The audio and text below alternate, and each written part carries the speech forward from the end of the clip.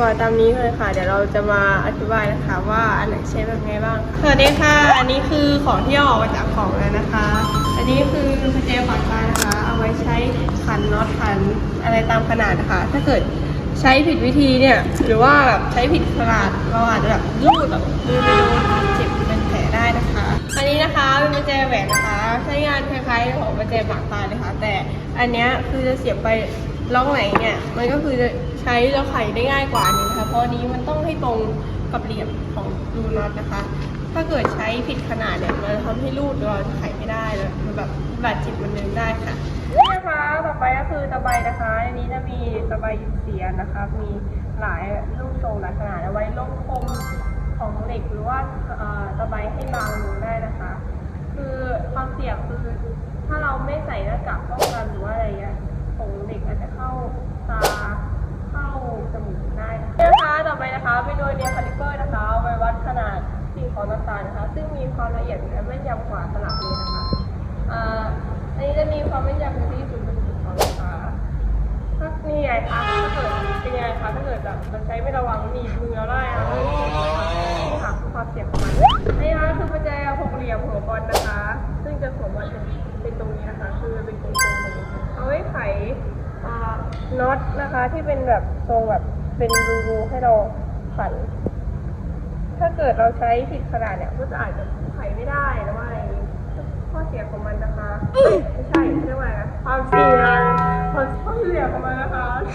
ถ้าเกิดใส่ผิดเนี่ยมันจะลื่นแต่ไม่โดนนู่นนี่หรือว่าแบบโดนไข่เท้าหรืออะไรอย่างนี้ได้นะคะเพราะถ้าตัวใหญ่เนี่ยมันมีความหนักอันนี้นะคะคือครีมนะคะไม่ใช่โลชั่นนะเป็นครีมปากแหลมนะครับผมนี่นะครับเอาไว้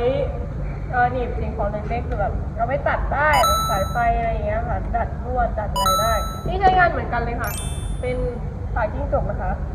ใช้เหมือนกันเลยแต่อันนี้จะเป็นหนีบสิ่งของที่ใหญ่ขึ้นมาหน่อยหรือว่าแบบดัดอะไรที่แข็งๆขึ้นมาหน่อยค่ะส่วนต่อไปนะคะเป็นครีมล็อกนะคะเอาไว้ยึด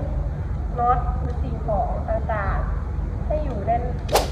เพื่อแบบเราจะไปไขอีกฝั่งหนึ่งอะไรเงี้ยแบบหนีไว้อีกฝั่งหนึ่งแล้วอีกฝั่งหนึ่งมาไข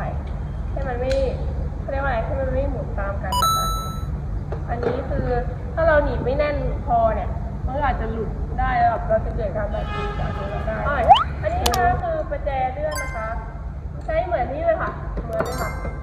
แค่มันปรับได้มันปรับได้นะคะส่วนความเสี่ยงของมันในการใช้ถ้าเราใช้ผิดนะคะถ้าเกิดแบบมันไม่แน่นพอหรือว่าเราปรับผิดอะไรเงี้ยจะเข้าไม่ได้หรือว่าอย่างนี้เจ็บยังไงก็เจ็บอันนี้นะคะคือครีมคอม้านะคะครีมคอม้าใช้งานคล้ายๆกับครีมปกติเลยค่ะแต่อันนี้มันจะส่วนมากมันจะใช้กับของที่เป็นแบบตรงๆหนีบยืดไว้อะไรอย่างเงี้ยแล้วก็หมุนได้ถ้าเราใช้ผิดแบบนั้นเนี่ยมันล็อกได้เลยค่ะถ้าใช้ไม่เป็นก็คือจบแบบนี้นะคะใช้ไม่เป็นก็คือไม่ได้ค่ะอันนี้นะคะคือคอร์สไฟเบอร์ค่ะด้ามไฟเบอร์อันนี้เป็นคอร์สเหล็กเอาไว้ต่อกับมือนะคะถ้าเกิดต่อผิดโอ้ยอย่างเงี้ยโดนมือค่ะเราต้องดูที่ใช้สตินะคะนี่ค่ะตั้งสตินะคะนี่นะคะส่วนนี้คือนี้คือไขควงเป็นปากแบนใช้ทุกปากแบนใช้กับน็อตเหมือนกันค่ะแต่นี่เป็นน็อตที่แบบเป็นแบนเป็นรูแบบนี้ค่ะไขแล้วอันนี้ก็เป็น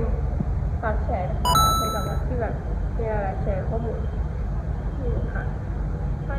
ใช้ผิดก็หล่นใส่ถ้าเกิดแบบความเสี่ยงก็คือถ้าเกิดจับไม่แน่นหรือไม่แน่นเขาก็หล่นใส่เท้าใส่อะไรเราได้อันนี้เป็นไฮโฟวัดไฟนะคะเอาไว้ลองไฟในตอนที่เราเสียบกับปลั๊กนี้แล้วลองอย่างนี้ว่าไฟขึ้นไหมความเสี่ยงของมันนะคะคือถ้าเกิดมันไม่ดีทำให้ย่ามาตรฐานมากพอนะคะเราก็โดนไฟถ้ามีเพื่อนใกล้ๆก็มาเสียได้เลยค่ะส่วนนี้เป็นไกรตัดข้อนะคะที่การใช้ของมันคือเอาไว้ตัดถ้าเกิดข้อเราไอ้นี่เกินไปเราก็ตัดได้ค่ะแล้วถ้าเกิดเราไอ้นี่ข้อควรระวังมันคือมันมีความคมถ้าเกิดเราแบบไม่ทันระวังเนี่ยมือเราไปเข้าไปแบบนิ้วขาดต่อไปก็คือ ครับไปย่อยวัดได้หมดเลยวัดโต๊ะวัดความยาววัดนี้ก็เป็นหน่วยของหน่วยหรือว่าหน่วยเซนติเมตรนะคะที่เขาใช้ของวัดคือถ้าเราจะล็อกไว้แล้วก็แล้วเราล็อกได้แล้วปล่อยคือข้อเสียของมันก็คือแต่แบบนี้จะมีความคมนะคะถ้าเกิดแบบเราไม่ระวังเนี้ยเราไปโดนเข้ามือโดนเข้าอะไรอย่างเงี้ยจะบาดเลยได้ค่ะจุดละค่ะจุดละ